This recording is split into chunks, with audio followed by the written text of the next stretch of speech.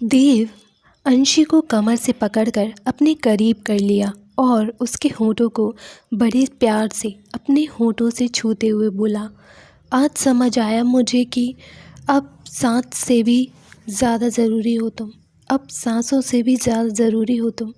अंशी देव के इतना करीब होने से अपनी आंखें बंद किए हुए थी और घबराहट के मारे खड़ी थी। देव अंशी के चेहरे की तरफ देख रहा था। अंशी के चेहरे पर आ रहे बालों की लटों को देव अपनी उंगलियों से उसके कानों के पीछे करता है तो अंशी झट से अपनी आंखें खोल देती है।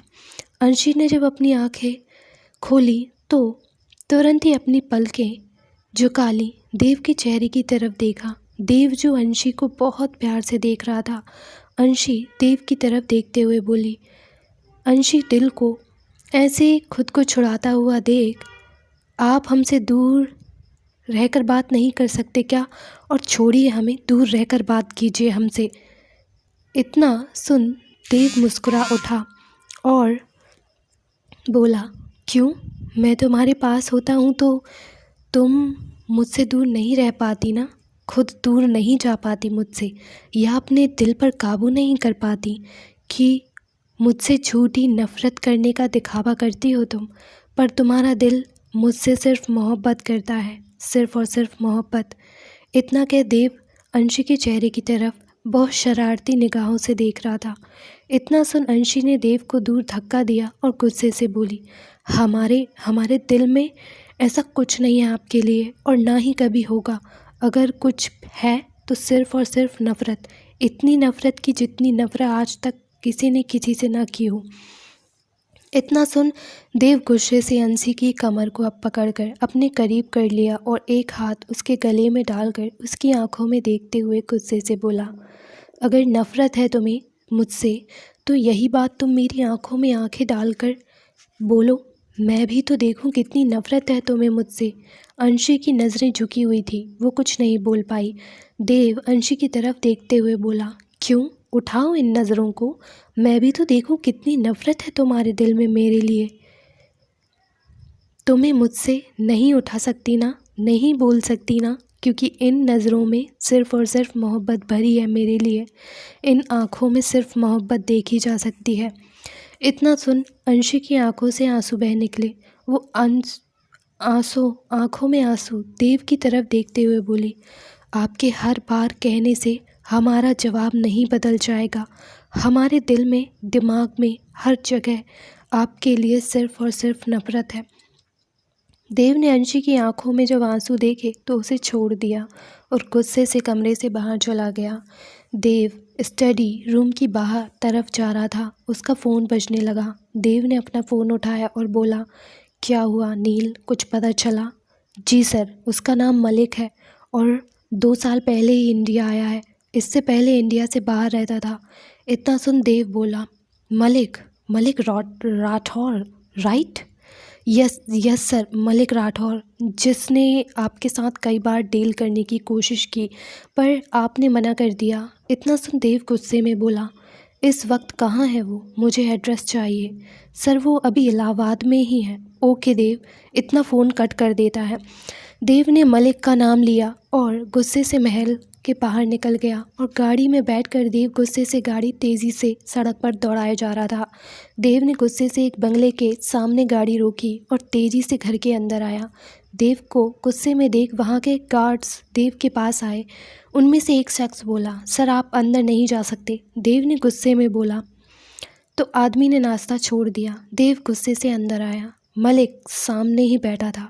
मलिक ने जब देव को देखा तो उठकर खड़ा हो गया और हंसते हुए बोला, देव प्रताप सिंह, आओ, कैसे आना हुआ? मलिक को सामने देखकर देव का गुस्सा जैसे और भी बढ़ गया। देव ने गुस्से से मलिक का कॉलर पकड़ा और बोला, आज तक तेरी हर गलती माफ़ की है मैंने, पर इस बार तूने हद कर दी, मेरे परिवार पर वार किया तूने। मलिक का कॉलर पकड़कर देखकर महल के सारे गार्ड्स देव के पीछे बंदूक ताने खड़े थे, पर मलिक ने अपने हाथों के इशारे से उन्हें बंदूक नीचे करने को कहा। मलिक ने इस वक्त देव की आंखों में एक अलग ही गुस्सा देखा था। देव वैसे ही बोला, कभी तू मेरा दोस्त हुआ करता था, इसलिए तुझे छोड़ रहा हूँ। पर याद रखना देव, अंशी पर एक खरोंच तक नहीं आनी चाहिए, वरना तुझे देव प्रताप सिंह के गुस्से का सामना करना होगा। और मेरे गुस्से को तो तू बहुत अच्छे से जानता है ना, बचपन से ही। मैं चाहूँ तो तेरी ज़िंदगी इस वक्त नर्क से भी बदतर बना सकता हूँ, पर मैं तेरी आखिरी और पहली गलती समझकर माफ़ कर रहा हूँ, इसलिए दूर रह अंशी से तू। इतना कह देव वहाँ से चला गया। मलिक शौक में वैसे ही खड़ा रहा। तभी मलिक के मामा अमरजीत राठौर मलिक की तरफ देखते हुए बोले, भांजे, तुमने उसे ऐसे कैसे जाने दिया? उसने तुम्हारी कॉलर पकड़ने की हिम्मत की। मलिक अपना हाथ दिखाते हुए बोला, 1 मिनट मामा, उस अंशी के लिए देव इतने सालों बाद मेरे घर आया, इसका मतलब वो अंशी उसके लिए बहुत ज़रूरी है। और मैंने आज अंशी के गले में मंगलसूत्र और मांग में सिंदूर भी देखा, इसका मतलब देव और अंशी की शादी हो चुकी है। क्या बात कर रहे हो भांजे? अमरजीत जी बोले, सच कह रहा हूँ मामा, और अब आएगा खेल में असली मज़ा। खेल खेलने में और मज़ा आने वाला है। ये लड़की मुझे बर्बाद करके कैसे चैन से सांस ले सकती है? उसे लगता है कि अब वो सुकून से जी सकेगी, पर मेरी ज़िंदगी में आग लगाकर मैं उसे कैसे सुकून से जीने दे सकता हूँ? अमरजीत ने समझते हुए बोला, पर भांजे, अब इसके बाद करने क्या वाले हो तुम? मलिक एक खतरनाक मुस्कान के साथ बोला, इंतज़ार, सही वक्त का इंतज़ार। इधर रीमा जी बस यही सोच रही थी कि एक्सीडेंट उनके आदमी ने नहीं किया तो किसने किया होगा, और कौन है जो अंशी से इतनी नफरत करता है। सुबह का वक्त, अंशी उठ चुकी थी। वो नहाकर आई और रेडी होने लगी। अंशी ने अपने बाल सुखाए और चूड़ियाँ पहनने लगी। अंशी की चूड़ियों की आवाज़ सुनकर देव की नींद खुल गई। देव ने अंशी की तरफ देखा जो आईने के सामने खड़ी तैयार हो रही थी। देव उठकर अंशी के पास आया और अंशी ने जब सिंदूर की डिब्बी उठाई तो देव ने उसके हाथ से सिंदूर की डिब्बी ले ली। अंशी देव की तरफ पलटी और हैरानी से देव को देखने लगी और बोली, ये आप क्या कर रहे हैं? देव सिंदूर की डिब्बी को खोल अंशी की मांग में भरते हुए बोला, अपनी उम्र लंबी कर रहा हूँ। अंशी सवालिया नज़रों से उसकी तरफ देखते हुए देव सिंदूर की डिब्बी रखते हुए बोला, कहते हैं सिंदूर लगाने से पति की उम्र लंबी होती है और मुझे बहुत बड़ी लंबी उम्र चाहिए। अंशी वैसे ही हैरानी से देव की तरफ देख रही थी तो देव बोला, ऐसे मत देखो, खुद को संभालना बहुत मुश्किल हो जाता है मेरे लिए तुम जब ऐसे देखती हो। देव अंशी की तरफ देखते हुए बोला, अभी मुझे तुमसे मोहब्बत करनी है, तुम्हारे दिल में अपने लिए मोहब्बत जगानी है, तुम्हारे साथ पूरी ज़िंदगी बितानी है, इसलिए मुझे बहुत लंबी उम्र चाहिए। इस बार देव मुस्कुराते हुए बोला। अंशी के कानों के पास आया और बड़े ही धीरे से बोला, वैसे बहुत खूबसूरत लग रही हो। इतना सुन अंशी ने अपनी नज़रें झुका ली। देव अंशी से दूर हो गया और बोला, जाओ नीचे, वरना आरती के लिए देर हो जाएगी। इतना कह वो वॉशरूम चला गया। अंशी हैरानी से खड़ी रही और कुछ देर बाद नीचे चली आई। अंशी आरती कर टेबल पर नाश्ता लगाने लगी। कुछ देर बाद सब रेडी हो गया और सब लोग नाश्ता करके ऑफिस के लिए निकल गए। वैसे नैना तो लखनऊ नहीं जाना चाहती थी, पर रीमा जी ने उसे बहुत समझाया। अंशी हैरानी से वहीं खड़ी रही और कुछ देर बाद नीचे चली आई। अंशी आरती करके टेबल पर नाश्ता लगाने लगी। बारी बारी से सबने नाश्ता किया। कुछ देर में सब रेडी होकर आए और नाश्ता करने लगे। कुछ देर बाद देव ऋषि ऑफिस के लिए निकल गए। वीरेंद्र जी और शारदा जी से इजाज़त ली। कावेरी और नैना के साथ लखनऊ के लिए निकल गए। वैसे तो नैना लखनऊ नहीं जाना चाहती थी। रीमा जी ने उसे बहुत समझाया था और अपने प्लान के बारे में भी बताया था। प्लान को पूरा करने के लिए उन लोगों का लखनऊ जाना बहुत ज़्यादा ज़रूरी था, इसलिए नैना खुशी खुशी मान गई थी और लखनऊ के लिए निकल चुकी थी। अंशी दिन भर कामों में लगी रही। रात भी गहराने लगी थी। कुछ देर में देव भी ऋषि वापस आ गए थे ऑफिस से। सब नीचे हॉल में बैठे बातें कर रहे थे। कुछ देर बाद सबने खाना खाया और अपने अपने कमरे में चले आए। देव का कोई कॉल आ गया था। वो हॉल में ही कुछ दूरी पर जाकर बातें करने लगा। अंशी को घबराहट सी हो रही थी तो महल की छत पर टहलने चली गई। ठंडी हवाएं चल रही थी, मौसम काफ़ी सुहाना था। अंशी छत पर टहलते हुए कुछ गाना गुनगुना रही थी। उसे गाना गाना बहुत ज़्यादा पसंद था। अंशी ने गाना ख़त्म किया, उसकी आंखों में आंसू थे। अंशी ने अपनी आंखें पोंछी और मुड़ के जाने को हुई कि सामने खड़े देव से टकरा गई। अंशी देव को ऐसे अचानक देखकर घबरा गई थी और गिरने को हुई कि देव ने मजबूती से अंशी को कमर से पकड़ लिया। हवाएं तेज़ हो चुकी थी, मौसम काफ़ी सुहावना और रोमांटिक हो चुका था। बारिश की कुछ बूंदें गिर रही थी। देव अंशी के चेहरे की तरफ बहुत प्यार से देख रहा था। तुम इतना अच्छा गाती हो, मुझे कभी बताया नहीं तुमने। अंशी को आज देव की नज़रों में कुछ अलग ही दिख रहा था। आज अंशी देव के इतने करीब होने पर खुद दूर नहीं जा पा रही थी। उसके चेहरे से बेचैनी साफ झलक रही थी। देव अंशी की तरफ देखते हुए एक बार फिर सवाल दोहराता है, तुमने बताया नहीं कि कहाँ से सीखा तुमने इतना अच्छा गाना। अंशी देव के ऐसे करीब होने से घबरा रही थी। वो नज़रें झुकाए बोली, हाँ, वो हमें बचपन से ही गाना गाना बहुत पसंद है, कभी कभी गा लेते हैं। इस बार देव अंशी के चेहरे पर आ रहे बालों की लटों को उसके कानों के पीछे करते हुए बोला, तुम अभी तक सोई क्यों नहीं? क्या हुआ, नींद नहीं आ रही क्या? इतने में बारिश तेज़ होने लगी। हाँ, हमें थोड़ी घबराहट सी हो रही थी, इसलिए ठंडी हवा लेने छत पर टहलने आ गए। देव अंशी की इस तरफ देख रहा था। देव अंशी की तरफ देखता है और नज़रें चुराते हुए बोलती है, हमें अंदर चलना चाहिए, बारिश काफ़ी ज़्यादा तेज़ हो चुकी है।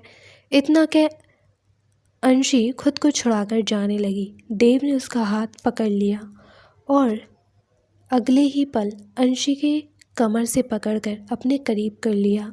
अंशी देव का भीगा हुआ ठंडा हाथ अपने कमर पर महसूस कर पा रही थी। अंशी देव की छूने से पिघल रही थी। वो अपने कमर पर उसके ठंडे हाथों से छूने से बेचैन हो रही थी। देव ने अंशी की नज़रों को देखा। अंशी अपनी नज़रें चुराए खड़ी थी। देव अंशी के भीगे हुए बालों को अपने दूसरे हाथ से उसके कान के पीछे कर दिया और थोड़ा झुककर अंशी की गर्दन को अपने होठों से छू लिया।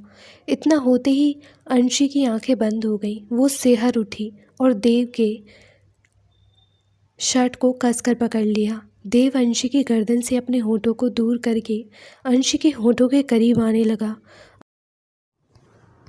देव अंशी की गर्दन से अपने होठों को दूर कर अंशी के होठों के करीब आने लगा। अंशी को जब इतनी बारिश में भी देव की सांसों की गर्मी अपने चेहरे पर महसूस हुई। अंशी ने अपनी आंखें खोली। देव अंशी के होठों को छूने ही वाला था, तभी अंशी ने देव को धक्का दे खुद से दूर किया और गुस्से से बोली, ये क्या कर रहे हैं आप? हमने आपको कोई हक नहीं दिया है कि आप हमारे इतने करीब आएँ। क्यों आते हैं हर बार आप हमारे करीब? आपका कोई हक नहीं हम पर कि आप हमारे इतने करीब आएँ। सिर्फ मोहब्बत कह देने से मोहब्बत नहीं हो जाती देव प्रताप सिंह, उसके लिए भरोसा जीतना पड़ता है, मोहब्बत जीतनी पड़ती है, और हमें आप पर बिल्कुल भरोसा नहीं है। देव अंशी की तरफ बढ़ते हुए बोला, अंशी मेरी बात तो सुन, एक बार बात सुन लो मेरी।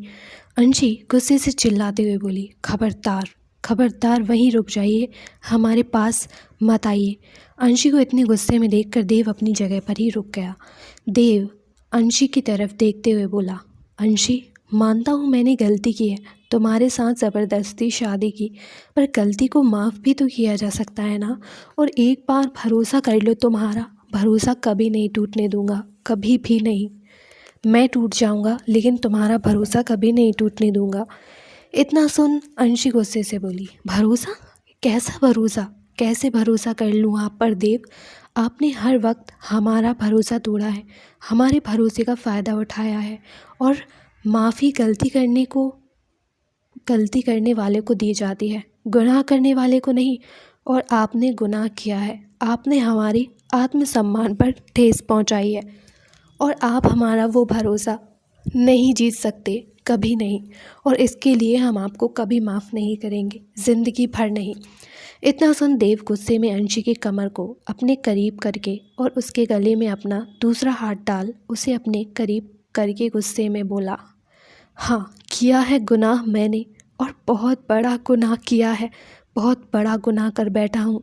तुम्हें मोहब्बत करने का गुनाह कर बैठा हूँ, तुम्हें हद से ज़्यादा चाहने का गुनाह कर बैठा हूँ, तुम्हारी आंखों में खुद के लिए बस थोड़ा सा प्यार देखने का गुनाह कर बैठा हूँ। हाँ किया है गुनाह मैंने, बहुत बड़ा गुनाह किया है, और इस गुनाह की सज़ा तुम मुझे नहीं दे सकती। अंशी की आंखों से आंसू बह रहे थे। वो देव को इतने गुस्से में देखकर चुप थी। और रही बात तुम पर हक की, तो मेरा हक तुम पर उसी दिन हो गया था जिस दिन मैंने तुम्हारी मांग में सिंदूर भरा था और गले में मंगलसूत्र पहनाया था। देव वैसे ही गुस्से में अंशी की तरफ देखते हुए बोला, और हाँ एक बात और, देव प्रताप सिंह ने आज तक औरतों की इज्जत की है, कभी उनका फ़ायदा नहीं उठाया। पर तुम ना तो कुछ सुनना चाहती हो और ना ही कुछ समझना चाहती हो। मैंने सिर्फ तुमसे प्यार किया है अंशी, तुम्हारे इस जिस्म से नहीं। और अगर तुम्हें लगता है कि मैंने तुम्हारे शरीर से मोहब्बत की है तो वादा करता हूँ आज के बाद मैं तुम्हारे करीब क्या तुम्हारे सामने भी नहीं आऊँगा। इतना कह देव गुस्से से अंशी को वहीं छोड़कर चला गया। वहीं अंशी की आंखों से आंसू झलक आए और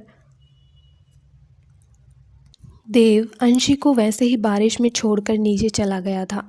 दिशा अभी तक जाग ही रही थी। दिशा ने जब अंशी को इतने गुस्से में देव को इतने गुस्से में अपने स्टडी रूम में जाते देखा तो वो हैरान हो गई। कुछ देर बाद अंशी भी भीगी हुई नीचे आई।